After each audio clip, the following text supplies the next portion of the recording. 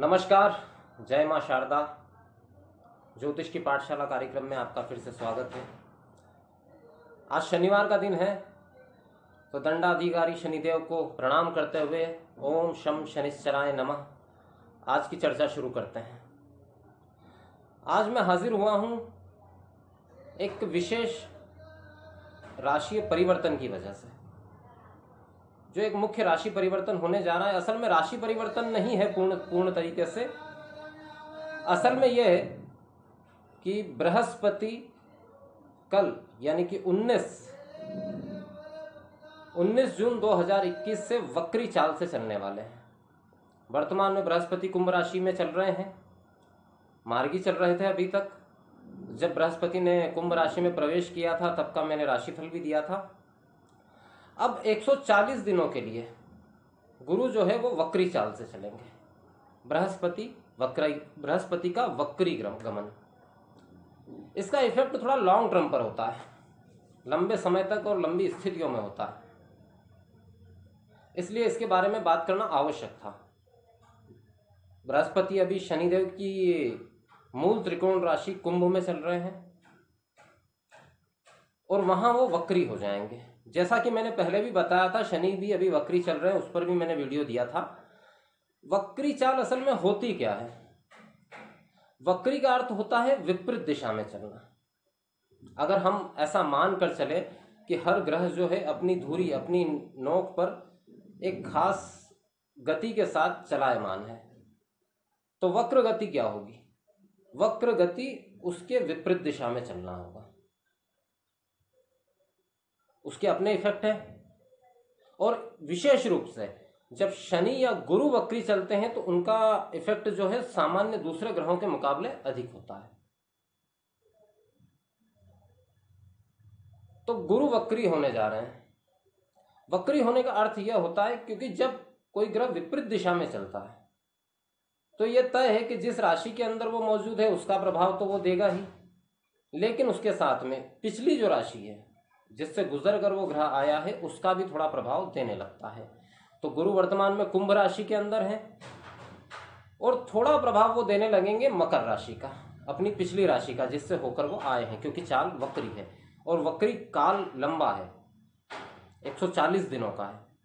तो निश्चित तौर पर इसका कुछ न कुछ प्रभाव देखने को मिलेगा। तो बात करते हैं किस राशि पर इसका क्या प्रभाव होने वाला है।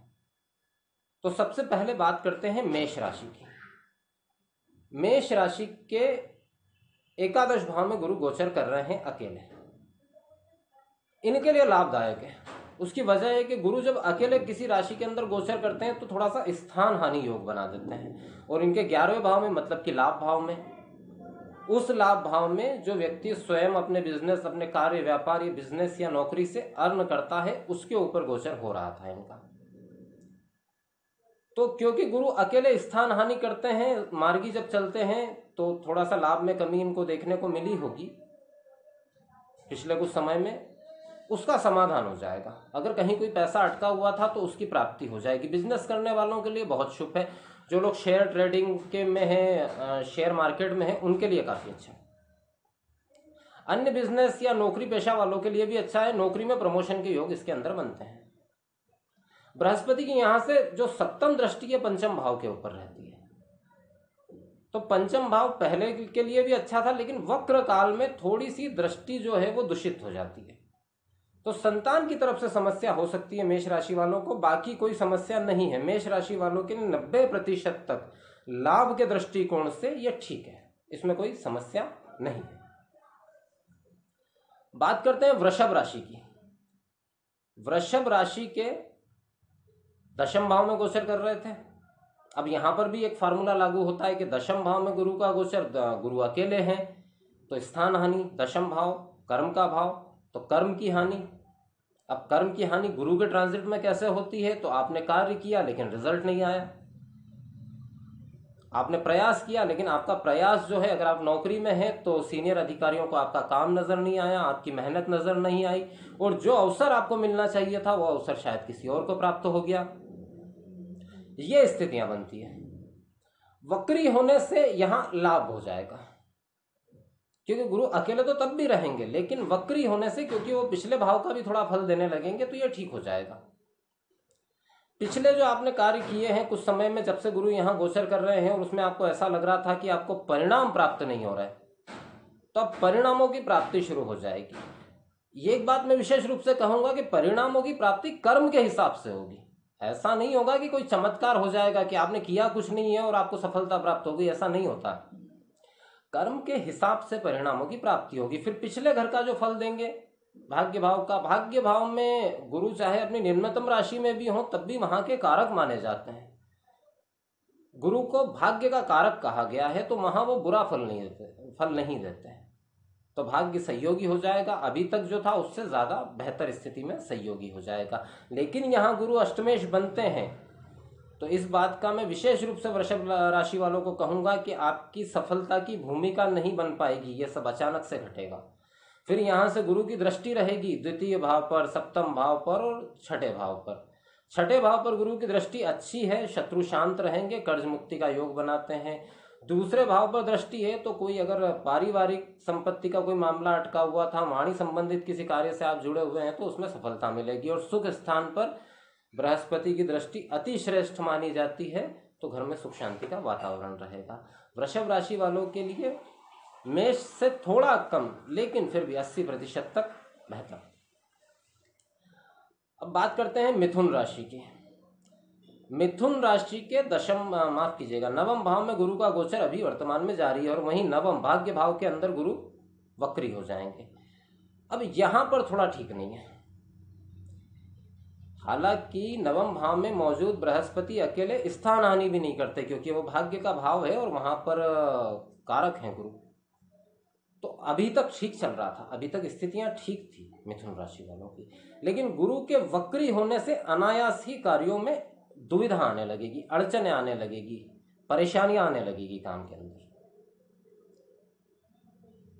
क्योंकि गुरु पिछले भाव का यानी कि अष्टम भाव का प्रभाव देने लगेंगे। एक बात मैं विशेष रूप से बता दूं मिथुन राशि वालों के लिए, खान पान का ध्यान रखें, क्योंकि लीवर संबंधित समस्या हो सकती है, किडनी में समस्या हो सकती है, इस तरह की स्थितियां बनती है। स्वास्थ्य पर विशेष प्रभाव पड़ सकता है इसका मिथुन राशि वालों के लिए, तो मिथुन राशि वालों को थोड़ा सा सावधान रहने की जरूरत है। भाग्य का उतना सहयोग नहीं मिलेगा जितना पहले मिल रहा था, कहीं ना कहीं कमी पेशी महसूस होगी।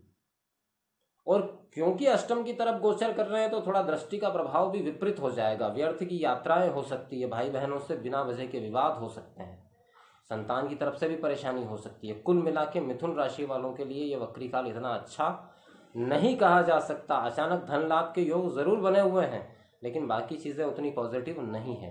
क्या करना चाहिए इस समय मिथुन राशि वालों को? तो मिथुन राशि वालों को इस वक्री काल के दौरान विशेष रूप से भगवान विष्णु की आराधना करनी चाहिए। गुरु को प्रसन्न करने के लिए सबसे बढ़िया जो माना जाता है भगवान विष्णु की आराधना। विष्णु सहस्त्र नाम का पाठ करें, श्री कृष्ण स्तोत्र का पाठ करें, गोपाल सहस्त्र नाम का पाठ करें, तो आप बहुत सारी परेशानियों से मुक्त हो जाएंगे, बच जाएंगे। मिथुन राशि वालों के लिए थोड़ा डिफिकल्ट समय, मैं कहूँगा 60 और 40 का रेशो, 60% तक अच्छा, 40% तक थोड़ी समस्या। बात करते हैं कर्क राशि की। कर्क राशि के तो अष्टम में ही गुरु चल रहे हैं। हालांकि अष्टम में गुरु वैराग्य का भाव भी पैदा करते हैं, ज्ञान की प्राप्ति भी कराते हैं, लेकिन कहीं ना कहीं विशेष रूप से मैं कहूँगा व्यापारी वर्ग के लिए ये ठीक नहीं है। उनको कोई ऐसा माइंड सेटअप हो सकता है कि वो गलत जगह इन्वेस्टमेंट कर दें। इसमें गुरु जब विपरीत प्रभाव देते हैं तो सब्ज बात दिखाते हैं, जैसे हम कहते हैं ना मृग मरीचिका, जहां रेत होती है वहां पानी नजर आता है, लेकिन जब वहां पहुंचते हैं तो पता चला रेत ही है, पानी है ही नहीं। तो गलत फहमी, गलत डिसीजन, स्पेशली व्यापारी वर्ग को विशेष रूप से सावधान करना चाहूंगा। और गुप्त शत्रु परेशान करते हैं ऐसे में। और अब यहां पर वक्री हो जाएंगे गुरु, तो कहीं ना कहीं थोड़ी सी राहत, अगर आप कर्ज में थे तो कर्जदार भी आपको राहत दे देंगे। कहीं ना कहीं अचानक धन लाभ के योग भी बनेंगे। हाँ, आपकी वाणी अच्छी हो जाएगी, आप अपनी बोली से लोगों को प्रभावित कर पाएंगे। यहाँ से लाभ पर दृष्टि की बनी हुई है गुरु की, तो मैं ये नहीं कहता कि पूरी तरीके से जैसा आप चाह रहे थे वैसा लाभ, लेकिन फिर भी लाभ बना रहेगा। अष्टम में गुरु का गोचर है, वक्री होंगे तो पिछले घर का थोड़ा प्रभाव देने लगेंगे, सप्तम भाव का। तो दाम्पत्य जीवन थोड़ा सा सामान्य हो जाएगा, वहां अगर कोई खटराग चल रहा था तो उसमें शांति मिलेगी।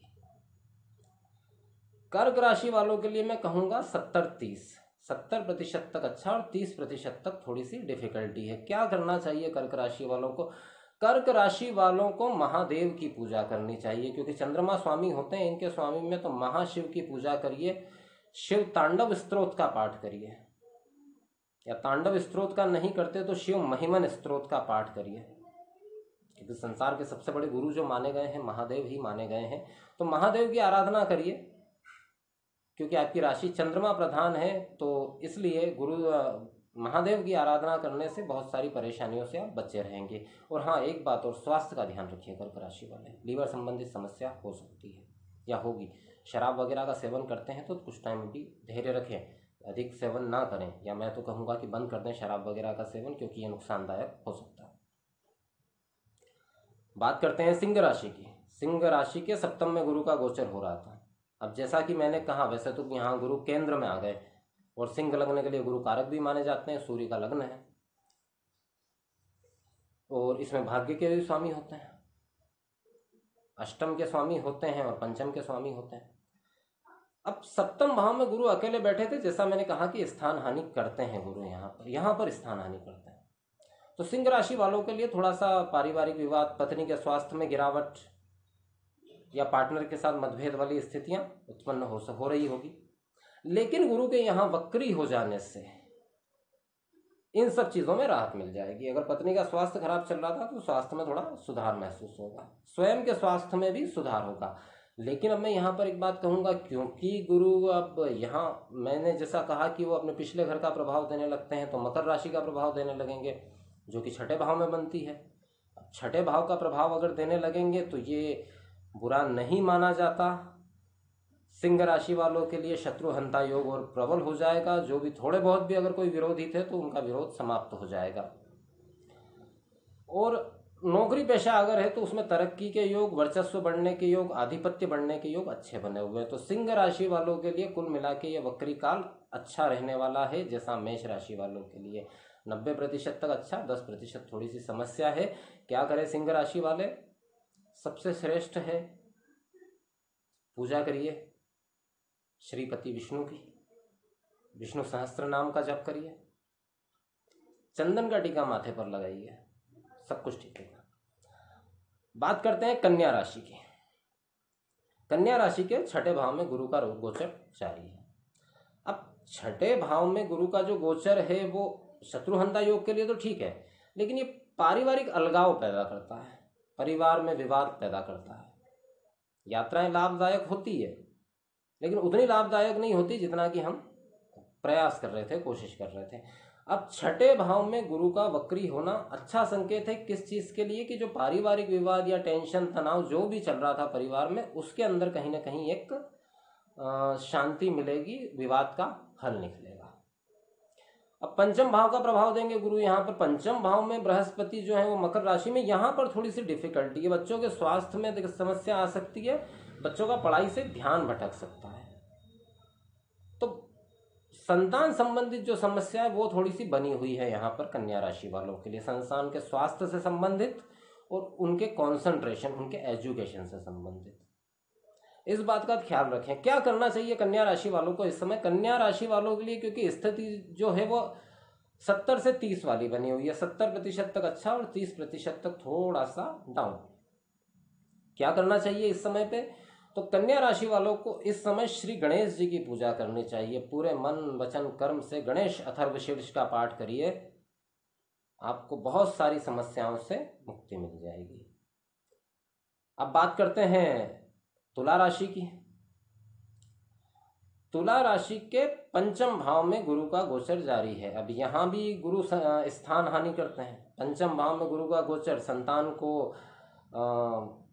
अस्थिर करता है, संतान के दिमाग को, उनके व्यवहार में उग्रता आती है।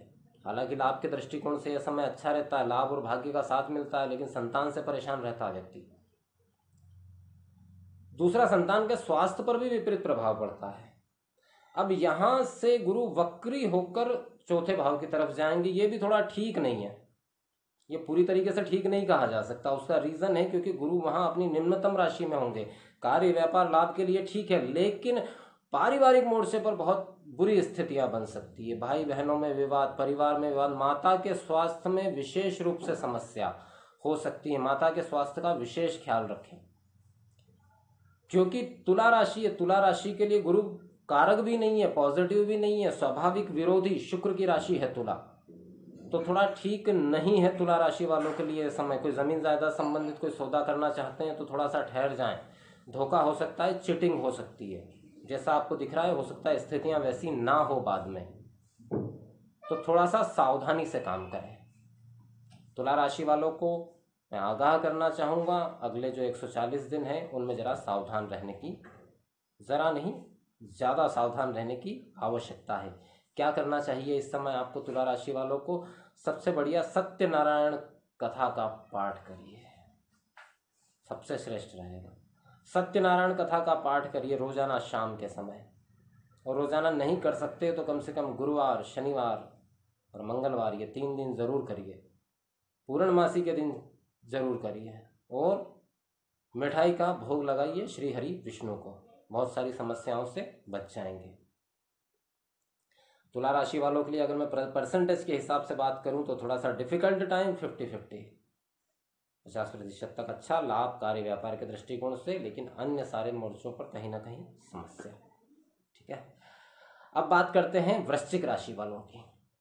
वृश्चिक राशि वालों के चौथे भाव में गुरु का यह गोचर जारी है। एक बात तो निश्चित तौर पर है वृश्चिक राशि वालों के लिए कि या तो माता के स्वास्थ्य में समस्या आ रही होगी, या माता के साथ गंभीर रूप से विवाद चल रहे होंगे। ये स्थितियां दिखा रहे हैं गुरु यहाँ बैठे हुए। हालांकि वर्क कार्य के लिए, वर्क प्लेस के लिए, यात्राओं के लिए ठीक है गुरु, कोई समस्या वाली बात नहीं है। दाम्पत्य सुख के लिए भी अच्छे बने हुए हैं, इतने कोई खराब नहीं है।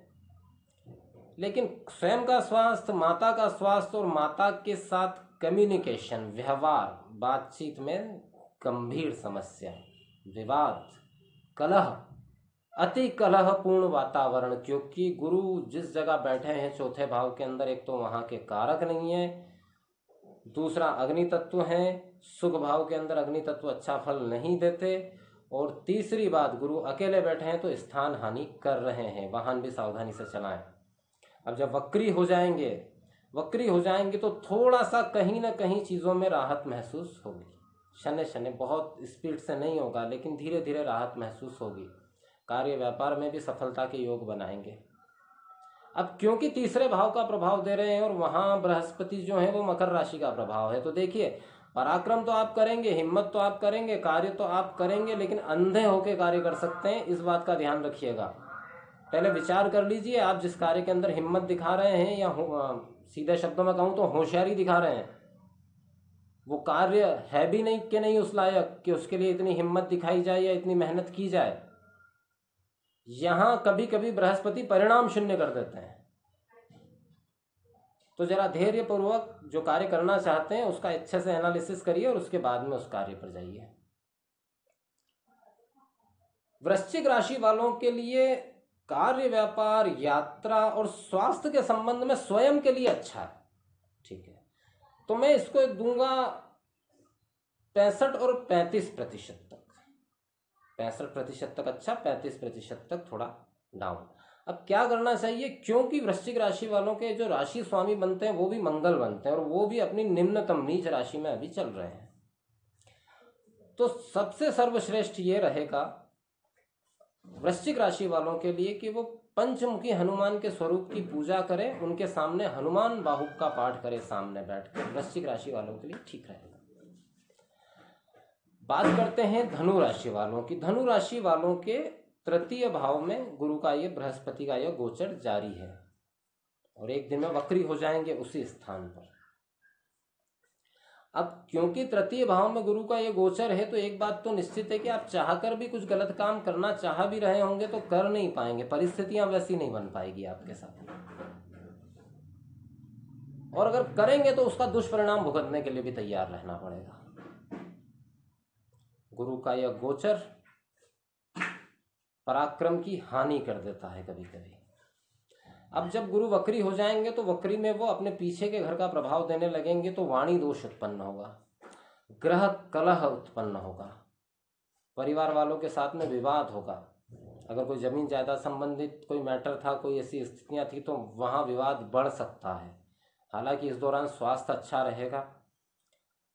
नौकरी पेशा वालों के लिए प्रमोशन के योग बनते हैं, लेकिन घर परिवार में कोई मैटर अटका हुआ था तो वहाँ समस्या रहेगी। धनु राशि वालों के लिए मैं कहूँगा 75% तक अच्छा और 25% तक थोड़ा सा डाउन, क्योंकि ये राशि ही बृहस्पति की है और बृहस्पति वक्री होकर अपने निम्नतम स्तर पर जाएंगे तो हो सकता है जिस पोजीशन पर आप हों घर परिवार के मामले में वहाँ कुछ गंभीर विवाद हो जाए।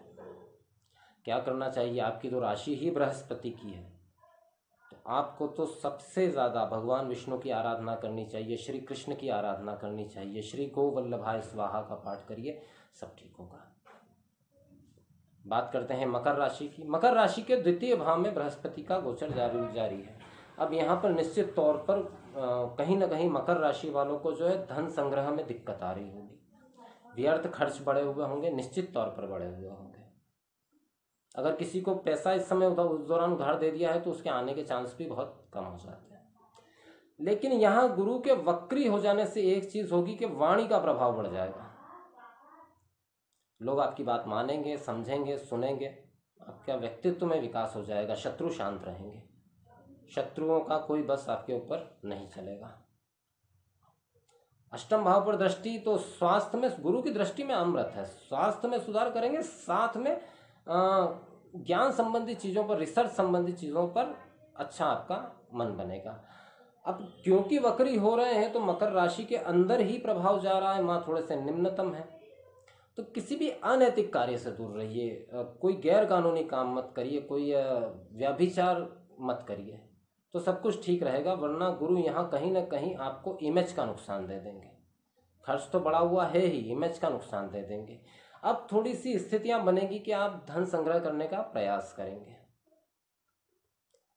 मकर राशि वालों के लिए मैं कहूँगा 70-30 का रेशो है। 70% तक अच्छा है, 30% तक थोड़ी समस्या है। क्या करना चाहिए? आप तो 7.5 में चल रहे हैं। सबसे श्रेष्ठ रहेगा कृष्ण जी की पूजा करिए, कृष्ण जी की पूजा करिए, राधा अष्टक के साथ में कृष्ण जी की पूजा करिए और श्रेष्ठ रहेगा। दोनों का समाधान हो जाएगा, गुरु के वक्री होने का भी और शनि के प्रभाव से भी थोड़ी मुक्ति मिलेगी, शांति मिलेगी। बाकी हनुमान जी की उपासना तो खैर रेगुलर है ही जिनको 7.5 का प्रभाव है। तो ये था मकर राशि पर प्रभाव। अब बात करते हैं कुंभ राशि। कुंभ वो राशि जिसके ऊपर से ही बृहस्पति गोचर कर रहे हैं। देखिए, कुंभ राशि के ऊपर बृहस्पति का गोचर करना व्यक्तित्व में विकास के लिए अच्छा था, पंचम भाव संतान के लिए अच्छा था, भाग्य के लिए भी अच्छा था, ठीक था। मतलब बहुत अच्छा तो मैं नहीं कहूँगा, क्योंकि बृहस्पति अकेले स्थान हानि करते हैं तो शारीरिक हानि कर सकते हैं, स्वास्थ्य खराब हो सकता है। लेकिन वक्री होने से कुछ चीज़ें अच्छी हो जाएगी। एक तो स्वास्थ्य में सुधार हो जाएगा, व्यक्तित्व में सुधार हो जाएगा। फिर लाभ के स्वामी होकर लग्न में बैठे हैं तो धन लाभ की प्रबल संभावनाएं बनाएंगे। अब वक्री बृहस्पति की दृष्टि पंचम भाव पर रहेगी तो थोड़ा सा संतान की वजह से समस्या रह सकती है, भाग्य का सहयोग भी थोड़ा सा कम मिलेगा। 7.5 भी चल रही है। देखिए, धन स्थान के स्वामी होके वक्री होंगे कुंभ राशि के ऊपर, तो पुश्तैनी धन का जो स्थान है वहां पर वक्री होना बृहस्पति का इतना ठीक नहीं माना जाता। आती हुई संपत्ति जा सकती है हाथ से, कुछ विवाद हो सकता है संबंध। 7.5 भी चल रही है, समस्याएं खड़ी है। कुंभ राशि वालों के लिए समय थोड़ा सा जो है बहुत ज़्यादा पक्ष का नहीं है।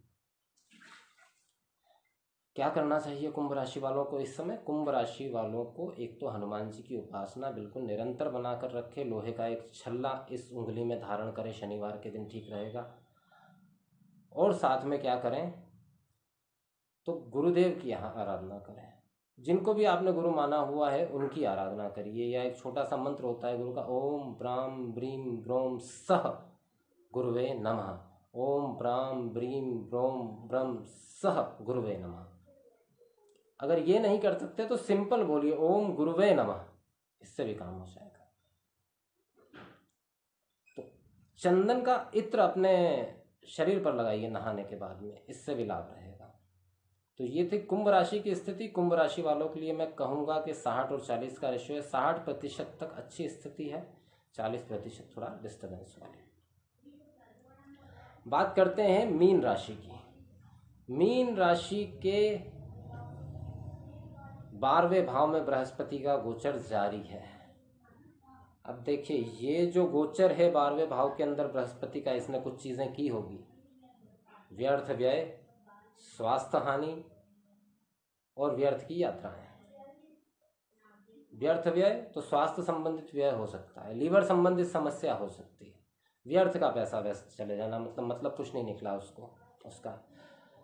यहाँ पर गुरु का वक्री होना आपके लिए लाभदायक है, क्योंकि गुरु पिछले भाव का यानी कि लाभ भाव का प्रभाव देने लगेंगे, तो यात्राओं से लाभ। अभी तक जो तनाव, समस्या या टेंशन या जो अनएक्सपेक्टेड से जो विचार चल रहे थे दिमाग के अंदर, वो सब शांत हो जाएंगे। खर्च होगा, लेकिन खर्च से लाभ भी हो जाएगा। जितना खर्च होगा उतना लाभ भी हो जाएगा, तो बैलेंस वाली स्थिति रहेगी। स्वास्थ्य में सुधार होगा। असल में यहाँ पर गुरु का जो गोचर है वो स्वास्थ्य हानि कर नहीं रहा है, लेकिन व्यक्ति को ऐसा आभास होता है कि मुझे स्वास्थ्य में समस्या है। तो इस बात का विशेष ध्यान रखें। आप भ्रम का शिकार हो सकते हैं। आपको ऐसा लग सकता है कि मेरा स्वास्थ्य खराब है, जबकि स्वास्थ्य खराब होगा नहीं इस समय। और वो जो आभास है वो व्यर्थ के काम करवा देगा, व्यर्थ के खर्च करवा देगा, व्यर्थ की यात्राएं करवा देगा। यहाँ थोड़ा सा ध्यान रखिए। मीन राशि वालों के लिए कुल मिलाकर अगर मैं ये वक्री काल कहूँ तो ये 80% तक लाभ देने वाला है, नुकसान देने वाला नहीं है। मेरी बात ध्यान से सुनिएगा। जो थोड़ा बहुत नुकसान या वैचारिक नुकसान जो हो रहा है, उस पर काबू करने के लिए क्या करना चाहिए आपको? सबसे बढ़िया रहेगा आप गोपाल सहस्त्र नाम का पाठ करिए, श्री कृष्ण जी की आराधना करिए।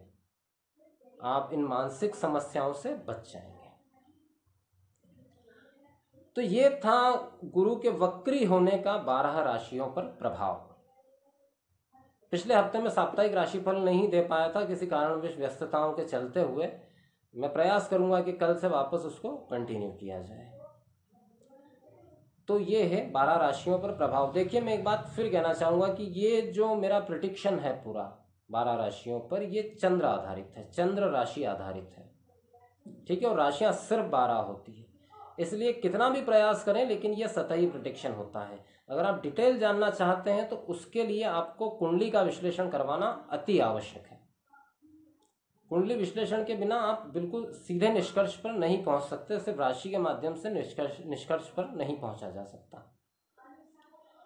तो ये था 140 दिन के गुरु के वक्री काल के प्रभाव का राशिफल।